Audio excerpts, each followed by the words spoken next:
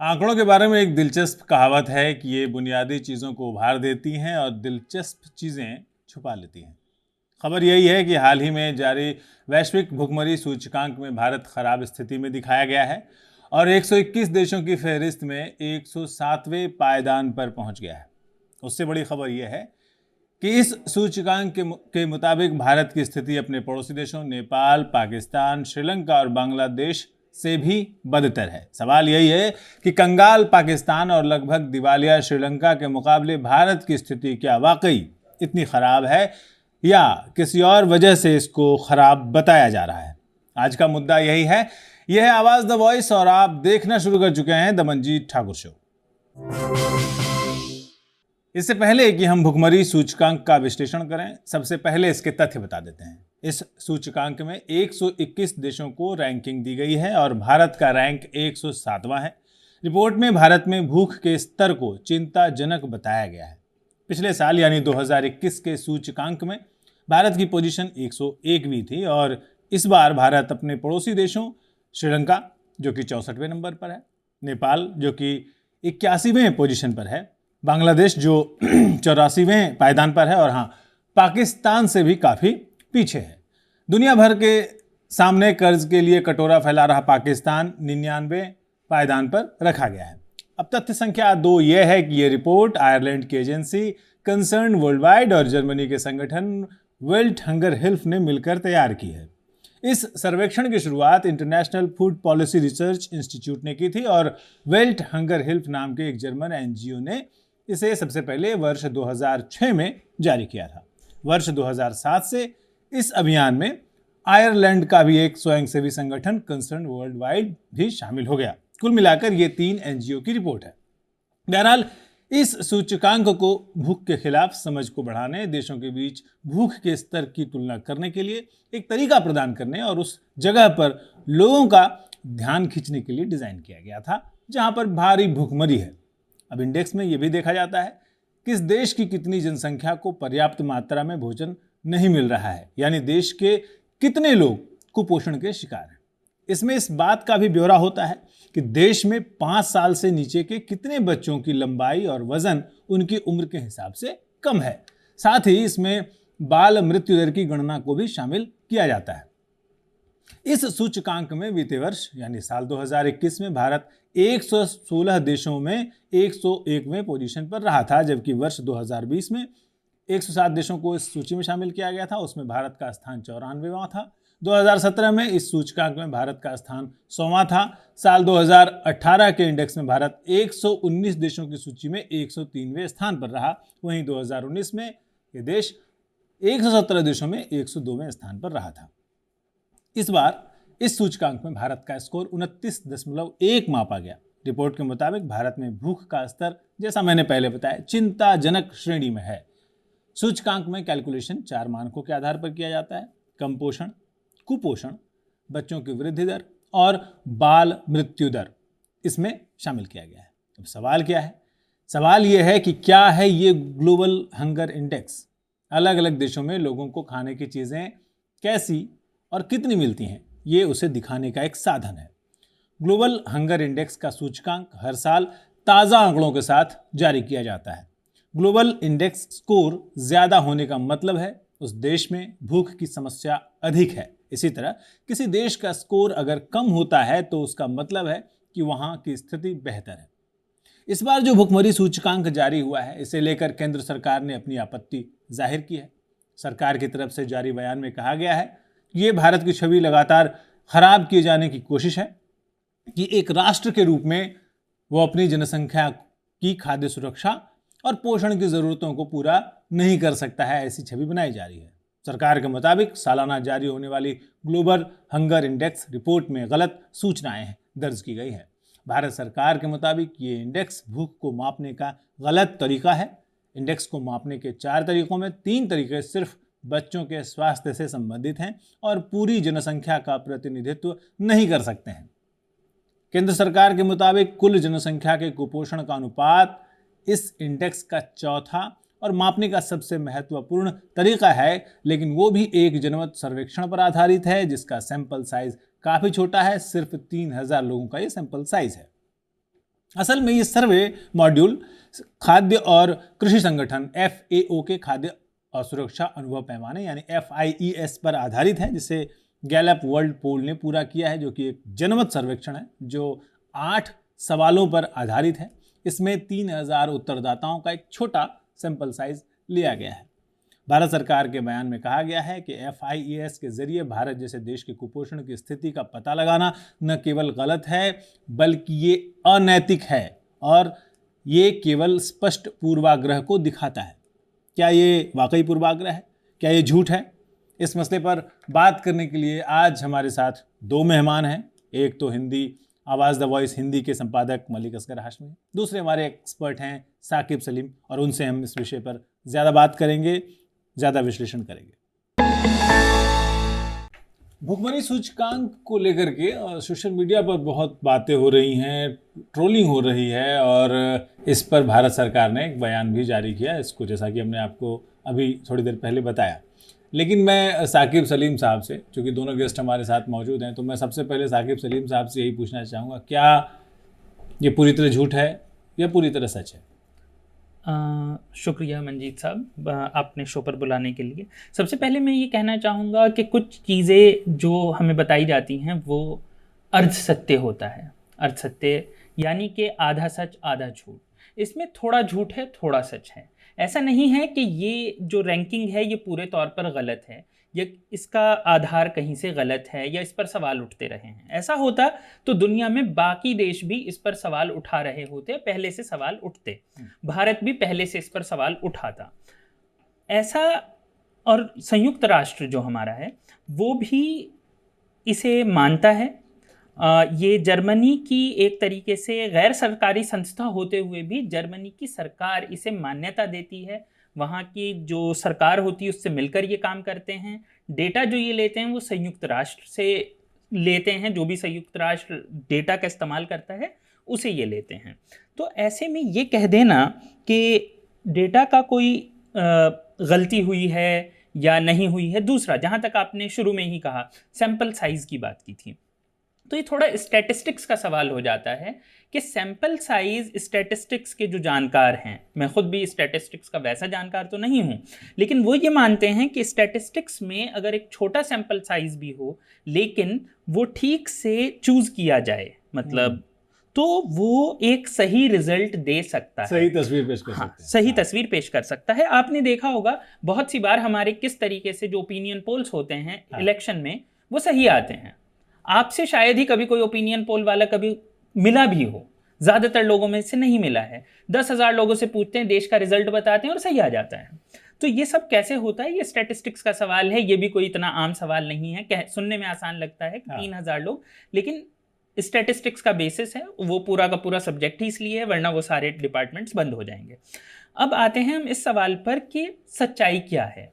सबसे पहला सच ये है कि सोशल मीडिया पे एकदम से चला कि भारत पिछड़ गया, पहले साल के मुकाबले पिछड़ गया, पहले यहाँ पर था, कांग्रेस की सरकार में यहाँ पर था, अब की सरकार में यहाँ पर है।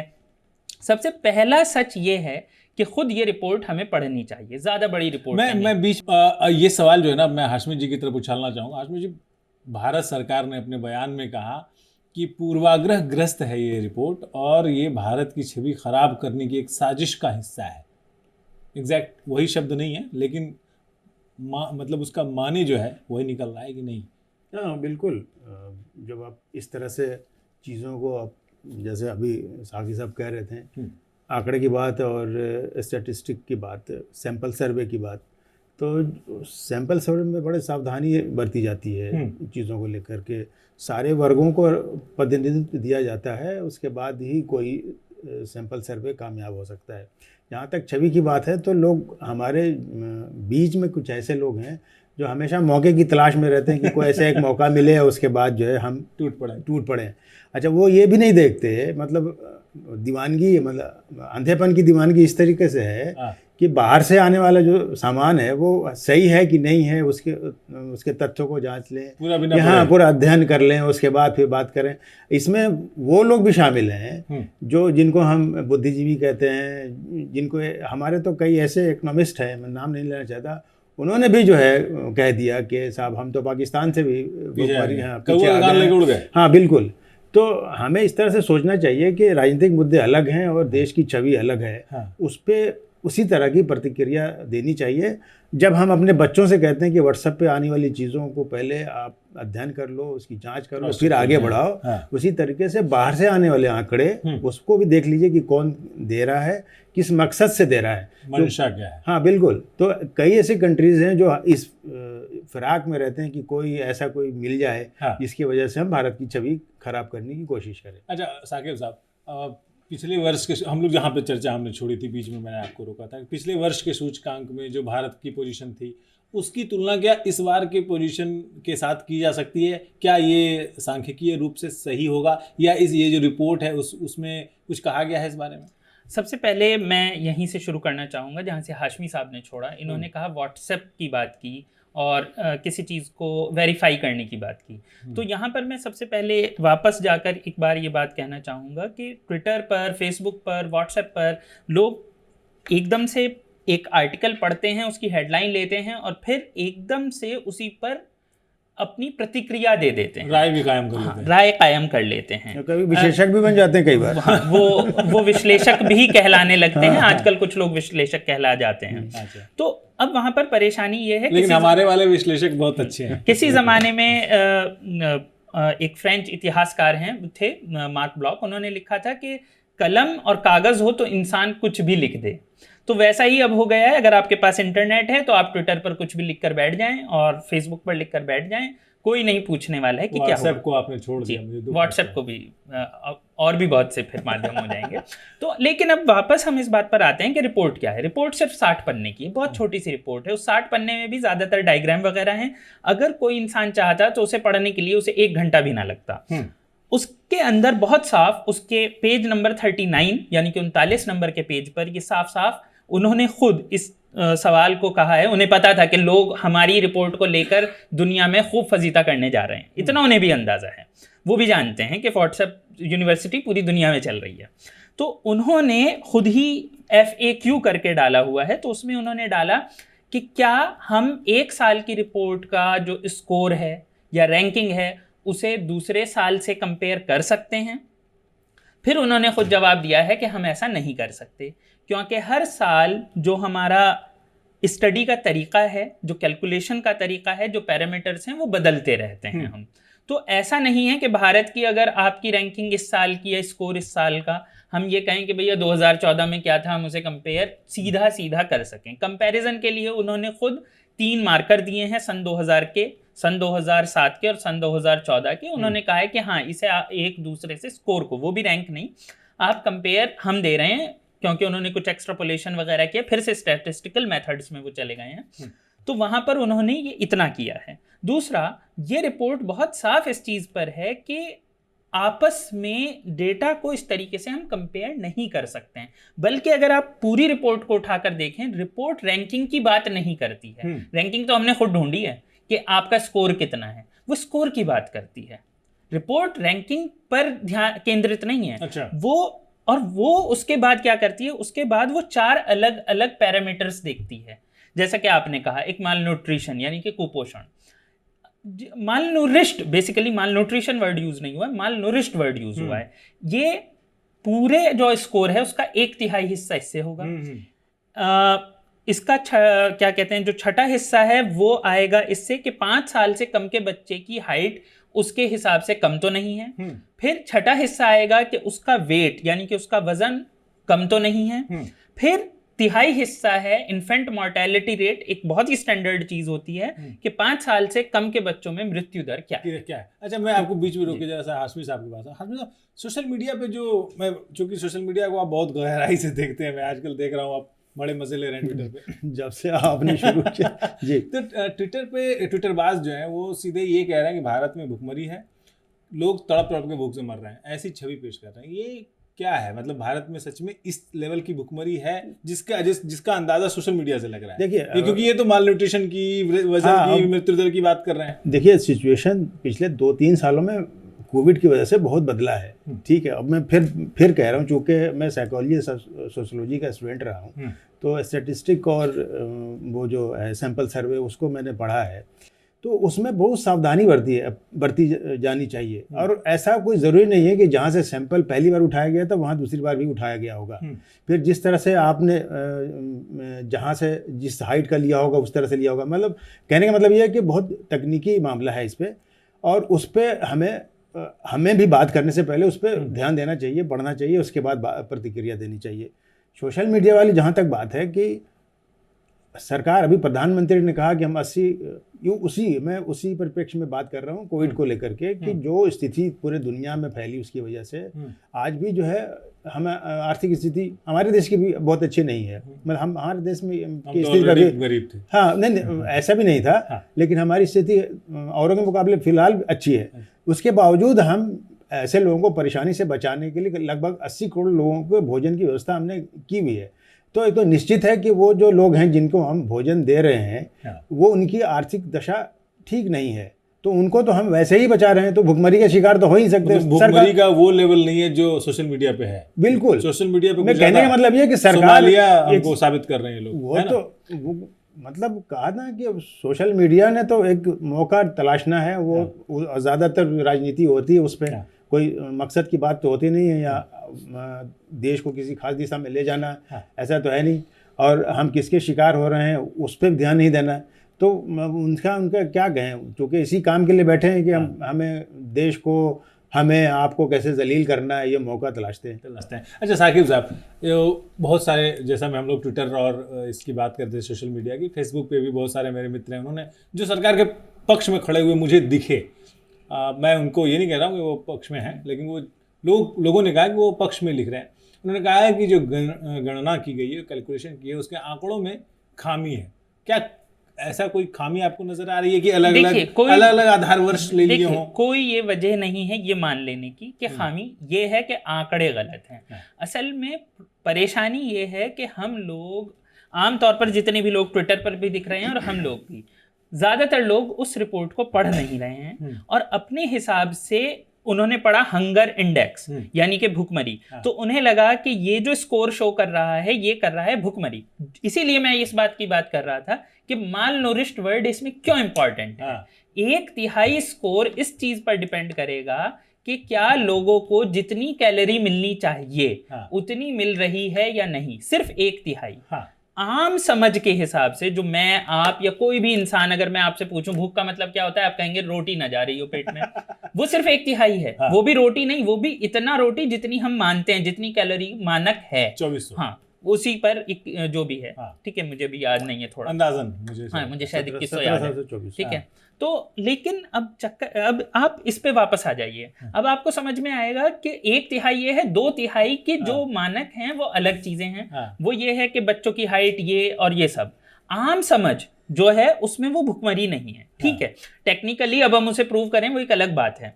अब आ जाते हैं इस चीज पर कि स्कोर कह क्या रहा है। स्कोर भारत का जो भुखमरी है, जिसे आप मालनूरिश्ड कह रहे हैं, उसमें पाकिस्तान से बुरा नहीं है, अफगानिस्तान से बुरा नहीं है, जैसा कि ओवरऑल स्कोर में दिख रहा है। भारत का इन्फेंट मोर्टेलिटी रेट काफी अच्छा है और उसमें लगातार सुधार है, सन 2000 से लगातार है। भारत का इवन जो बच्चों की हाइट का वो है स्कोर, उसमें भी प्रॉब्लम नहीं है। रिपोर्ट ये मेंशन करती है कि भारत के अंदर परेशानी हुई है बच्चों का वेट, लेकिन रिपोर्ट एक बहुत मजेदार रिपोर्ट, आप समझिए, जो बच्चों के वेट का जो मानक है उसमें भारत दुनिया में सबसे बुरी हालत में है, ये कहती है रिपोर्ट। लेकिन उसके साथ रिपोर्ट एक जगह पे एक मजेदार चीज मेंशन करती है कि ये जो बच्चे हैं, जो भारत और पूरे साउथ एशिया के लिए, जो कि पाया जा रहा है कि अंडरवेट हैं, लेकिन 3 साल की उम्र आते आते वो नॉर्मल हो जाते हैं। अच्छा, कोई वजह होगी। अब आप इस बात को ऐसे समझिए कि अगर भारत का इन्फेंट मोर्टेलिटी रेट यानी कि मृत्यु दर बच्चों की वो ज्यादा नहीं है, लेकिन वेट कम है, जो कि 3 साल पे सही हो जाता है, इसका कहीं ना कहीं मतलब ये है कि ये हमारा एक सामाजिक सवाल होना चाहिए कि बच्चा पैदा होते ही कम वेट का है, बाद में ठीक हो जाता है। ये कहीं एक सामाजिक सवाल है कि हम किसी माँ का, गर्भवती औरत का क्या ख्याल रख रहे हैं, सामाजिक स्तर पर कितना पोषण दे रहे हैं। ये सवाल सिर्फ इकोनॉमिक्स का नहीं बचता है। दूसरा सवाल ये किस टाइमलाइन का है, अब आप ये भी समझिए। हम जी। पूछ रहे हैं कि ये श्रीलंका से कम क्यों है। हाँ। ये देखिए, 2020 हमें सबसे ज्यादा नहीं। दिक्कत आप दोनों से सवाल है, सबसे ज्यादा दिक्कत इस बात की हमें होती है भारत में कि यार हम पाकिस्तान से पीछे क्यों हैं। श्रीलंका में तो लोग नहीं, राष्ट्रपति भवन में घुस गए। हम उसी पर बता रहे हैं क्योंकि कष्ट पाकिस्तान से पीछे होने पे इसमें है। जो अलग अलग स्टडीज हैं, कुछ डाटा 2017 का है, 2022 में जो पब्लिश हो रहा है, कुछ डाटा 2020 का है, 2021 से नया डाटा कोई नहीं है। अब आप इस बात को ऐसे समझिए, 2020 में उन्होंने जो देखा वो श्रीलंका की हालत 2020 की देखी है, 2022 की नहीं देखी है। 2022 की रिपोर्ट कभी 2024 में आएगी, तब वो बहुत बुरा दिखाई देगा आपको, पहली चीज। दूसरी चीज, आप इसे ऐसे समझिए कि हमारा जो डेटा शो हुआ है वो कोविड के वक्त का डेटा शो हुआ है। अच्छा, ये वो वक्त का डेटा शुरू हुआ है। तीसरा, इसमें एक और बहुत इंपॉर्टेंट चीज है, जब हम कहते हैं कि क्या हम ये मान लें कि ये ऑर्गेनाइजेशन हमारे खिलाफ है, रिपोर्ट में उल्टा इस बात की भी तारीफ की गई है कि कैसे भारत के कुछ हिस्से ज्यादा तरक्की कर रहे हैं, वहां पे हालात 2006 से लगातार सुधर रहे हैं। और आपको ये काफी मजेदार लगेगा कि वो स्टेट्स जो नाम है उसमें नाम गुजरात का है, छत्तीसगढ़ का है, तमिलनाडु का है। अच्छा, ये कहा तीनों अलग पार्टी, हाँ, अलग अलग पार्टी के पास है, कोई ये भी नहीं कह सकता कि इस पार्टी ने पैसा दे दिया था। हाँ, अब यहाँ पर जो आप पूरी की पूरी अब कहानी अगर आप अगर ऐसे कहूं तो वो ये निकल कर आती है कि सबसे पहले तो रिपोर्ट एज सच भारत को ब्लेम नहीं कर रही है। और अगर मैं इस पूरी ऑर्गेनाइजेशन की बात करूं, आप वेबसाइट खोलिए, उसकी वेबसाइट पे सबसे ऊपर जो पहला आर्टिकल चल रहा है, जो 13 तारीख को पब्लिश हुआ है, जिस दिन ये रिपोर्ट आई है, वो है कि पाकिस्तान भुखमरी से कैसे निजात पाएगा। अच्छा, हाँ, बल्कि पिछले एक हफ्ते में 2 आर्टिकल उन्होंने पाकिस्तान में भुखमरी के हालात पे दिए हैं। मैं आपको जर्मनी की बता रहा हूँ, जर्मनी की सरकार इसे ऑलमोस्ट डायरेक्टली ही कंट्रोल करती है। उसी ऑर्गेनाइजेशन के पास से एक डॉक्यूमेंट्री फिल्म आती है, 2 महीना पहले उन्होंने एक डॉक्यूमेंट्री बनाई है जिसमें उन्होंने कहा है कि भारत विकास की तेजी पर है और अगर ऐसे ही रहा तो सुपर पावर बन सकता है। ये उसकी ओपनिंग लाइन है डॉक्यूमेंट्री। मैं एक चीज और पूछना चाहता हूँ कि भुखमरी के इंडेक्स में जिसकी बात इतनी हो रही है, 2000 के बाद से, सन 2000 के बाद से भारत लगातार अच्छा प्रदर्शन करता रहा है, अपने आप में सुधार लाता रहा है। नहीं, लेकिन ये जो वेट वाला है, ये जो बच्चे वाला वेट वाला मामला है, इसमें भारत जो है सुधार नहीं कर पा रहा है। 2014 तक ओवरऑल जो हम रैंकिंग की बात करते हैं, जो आम आदमियों के लिए मैं बोल रहा हूँ, तो 2014 तक हम देखते हैं कि उसमें एक डेवलपमेंट दिखता है, हमको एक ग्रोथ दिखता है। उसके बाद उसमें कमी आती है। नहीं, ऐसा नहीं है। मैं फिर से यही कहूंगा, लोग रिपोर्ट नहीं पढ़ रहे हैं। अच्छा, जैसे इन्फेंट मॉर्टेलिटी है, वो 9 पॉइंट समथिंग पर थी सन 2000 वाली रिपोर्ट के हिसाब से। वो 2007 में घट के 7 पॉइंट समथिंग पर आई, 2014 में 6 पॉइंट समथिंग पर आई और अब 3.3 पर आ गई है। अच्छा, ठीक है। आप यही चीज आप देखें 2000 में जो आपका वो था, जो मालनोरिश था, जिसे भूखमरी, जिसे आम जबान में भूख कहेंगे हम, उसमें भी भारत 2000 से मतलब डेवलप करा है, अच्छे की तरफ गया है। हाँ। और फिर से मैं आपको ये कहूंगा कि ये भी ध्यान रखिएगा कि ये डेटा पुराना नजर आ रहा है। हाशमी साहब, 5 साल के बच्चों का, जैसे इन्होंने जिक्र किया ना अभी, कि 5 साल के बच्चों तक की जो हमारी मृत्यु दर होती है, जो शिशु मृत्यु दर कहते हैं, उसमें हमने बहुत सुधार किया है। हम 33-35 के आसपास पहुंच गए हैं 2021 के आंकड़े के हिसाब से। तो अगर वजन कम है तो बाल मृत्यु दर कम मतलब हमने सुधार कैसे किया? वजन कम होने का मतलब, अगर ज़्यादा कम होगा वजन तो वो बाल मृत्यु दर तो ज़्यादा होनी चाहिए। तो ये क्या वजन तो बाल मृत्यु दर का मतलब ये है कि गर्भ के समय या गर्भ में उस वक्त की बात हो रही है। और बाद में जब बच्चा पैदा होता है उसके बाद भी जो सरकार की जो जिम्मेदारियां हैं, जैसे स्कूल में जा कर के या वो जो मोहल्ले में जो चलता है वो, तो उन सब में तो भोजन की व्यवस्था है और ख़ास तौर से इस पे कैलोरीज पे ध्यान दिया जाता है। तो वो ये भी जो कह रहे हैं वो बिल्कुल सही कह रहे हैं कि शुरुआती जो है, जो अहम मुद्दा होना चाहिए था, वो समाज वाला सामाजिक भूमिकाओं पर ज़्यादा ध्यान देना चाहिए। और हम लोग तो खाने पीने पे कोई ध्यान ही नहीं देते, खास तौर से महिलाओं के खाने पर। महिलाओं के क्या, आप भी अभी हम कहते हैं कि 40 के आसपास हमारे युवा हैं, उनसे पूछ लीजिए कि कितनी कैलोरी खानी चाहिए और कितना खा लेते हैं। एक बर्गर खा लेते हैं, उसके बाद वो इकट्ठे एक छोटे समय पोषण की दिक्कत। हाँ, तो उस तरह से अगर आप देखें चीज़ों को तो बिल्कुल अलग इस मामले को हम देख सकते हैं। वैसे एक स्थिति तो ये भी है, जैसा साकिब साहब इस पे जरूर सहमति देंगे, कि ये जो महिलाएं हैं ना, वो पहले पुरुषों को अभी भी मैं मानता हूँ इस बात को कि गाँव में पहले पुरुषों को खिला देती हैं, पुरुष सदस्यों को, बेटों को और अपने पति को, और अपने घर में ससुर जी हैं तो ससुर जी को।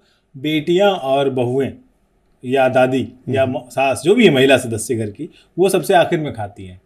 सबसे बढ़िया घी वाली दाल जो है पुरुषों को मिलती है। ये बहुत बड़ी समस्या है, मानते हैं इस बात को? बिल्कुल बिल्कुल। साकिब साहब, आखिर मुझे फाइनल टिप्पणी चाहिए। हमको इस रिपोर्ट को कैसे देखनी चाहिए? साजिश है, अर्धसत्य है? मेरा अपना मानना है कि ये अर्धसत्य है, आधा सच आधा झूठ। कहीं ना कहीं जरूरत से ज्यादा रिएक्ट अपोजिशन ने किया है। अपोजिशन का काम ये था कि वो ये पॉइंट आउट करता कि जितना डेवलपमेंट देश में होना चाहिए शायद उतना नहीं हो रहा है, हमें उससे ज्यादा की जरूरत है। सरकार को भी ये बात माननी चाहिए कि देखिए हमने इतना डेवलप किया है, कुछ चीज़ों में हम नहीं कर पा रहे हैं, हमें उसे एड्रेस भी करेंगे।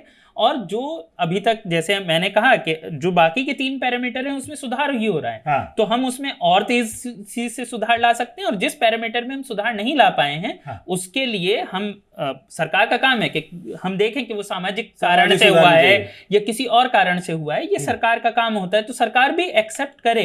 एकदम से ये कह देने से एक तरीके से 2 धड़े बन गए हैं, वो दोनों ही लोग पूरे तौर पे डिनायल मोड में आ गए हैं जिसे हम बोलते हैं, तो उससे भी कोई फायदा नहीं है। बात यह है कि सबसे पहले तो रिपोर्ट पढ़ी जाए। रिपोर्ट पढ़ी जाए, आपको समझ में आएगा कि रिपोर्ट में भारत की सच बुराई हुई भी नहीं है।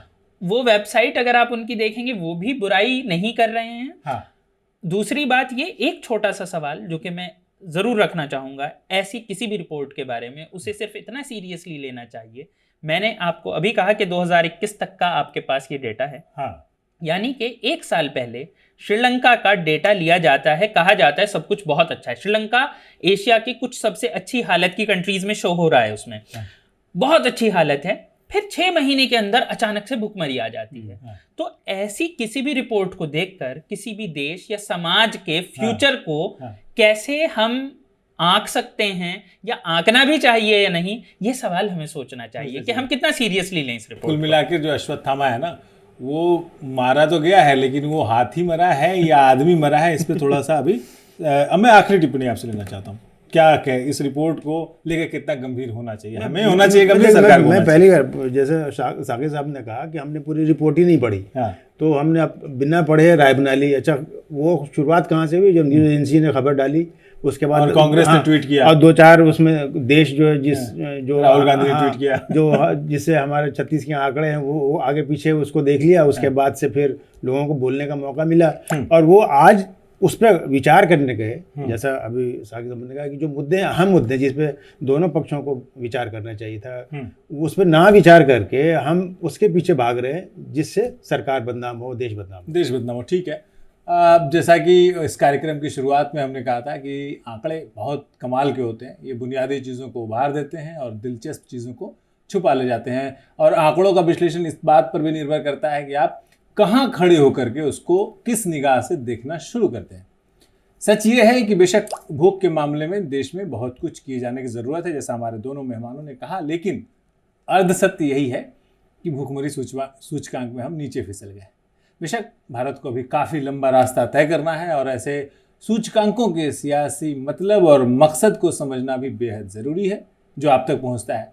सरकार को भी रिपोर्ट का जवाब देने की बजाय, ये सवाल तो हमने इनसे पूछा ही नहीं, विकास की गति को तेज़ करना चाहिए। और इसलिए भी क्योंकि रिपोर्ट वैसी नहीं है जैसा सोशल मीडिया पर विघ्न संतोषियों को दिख रहा है और जैसा वो आपको दिखा रहे हैं।